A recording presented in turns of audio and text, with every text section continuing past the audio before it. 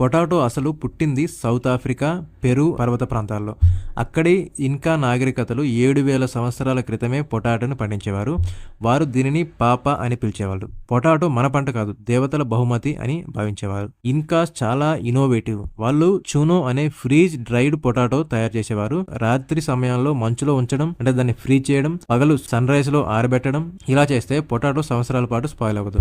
ఇది ప్రపంచపు మొట్టమొదటి పొటాటో ప్రిజర్వేషన్ టెక్నాలజీ. అసలు ఈ పొటాటో యూరోప్కి ఎలా వచ్చింది? 1500 సంవత్సరంలో ఈ స్పానిష్ ఎక్స్ప్లోరర్స్ సౌత్ అమెరికాకు వెళ్లి పొటాటోని చూసి ఆశ్చర్యపోయారు.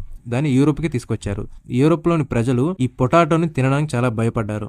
ఎందుకంటే నేల కింద పండడం ఈ పాయిజనస్ అనుకున్నారు. అలాగే లీవ్స్ ఈ టాక్సిక్ మరియు ప్లాంట్ డేంజరస్ అనుకున్నారు. ఇది ఫుడ్ అని నమ్మలేదు. పిల్లలకు కూడా పొటాటో తినిపించకూడదనే రూల్స్ కూడా పెట్టిన రాజ్యాలు కూడా ఉన్నాయి. ఫ్రాన్స్ లో ఒక జీనియస్ ఈ పొటాటోని ఒక ఫుడ్ స్టార్ గా మార్చాడు. అది ఎలా అంటే, యూరోప్ లో ఈ పొటాటో యాక్సెప్టెన్స్ అనేది ఆల్మోస్ట్ జీరో. ఎవరు కూడా వాడేవాళ్ళు కాదు. అప్పుడు ఈ యాంటోనీ పర్మెంటర్ అనే ఒక ఫ్రెంచ్ సైంటిస్ట్, అతను పొటాటో న్యూట్రిషన్ ని ప్రూవ్ చేసి ఈ ఫ్రాన్స్ ప్రజలకు చెప్పాడు. అతను టాలెంట్ ఏంటంటే, అతను పొటాటో ఫామ్ ని ఆర్మీతో రక్షణ కల్పించాడు. సో దానివల్ల ఈ జనాలు ఈ క్యూరియాసిటీ వల్ల రాత్రి వేళల్లో చొరబడి పొటాటోస్ ని దొంగిలించేవాళ్ళు. అలా పొటాటో ఫ్రాన్స్ లో సూపర్ పాపులర్ అయింది.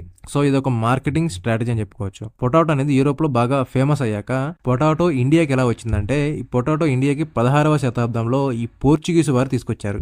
మొదట గోవా, తర్వాత కేరళలో పండించారు.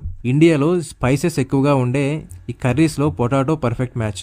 అంటే ఆలూ కర్రీ, ఆలూ పరాటా, ఆలూ సమోసా, ఈ బిర్యానీలో పొటాటో, ఆలూ ఫ్రై, ఇలా పొటాటో చాలా త్వరలో ఇండియన్ కిచెన్స్లో నెంబర్ 1 వెజిటేబుల్ అయింది.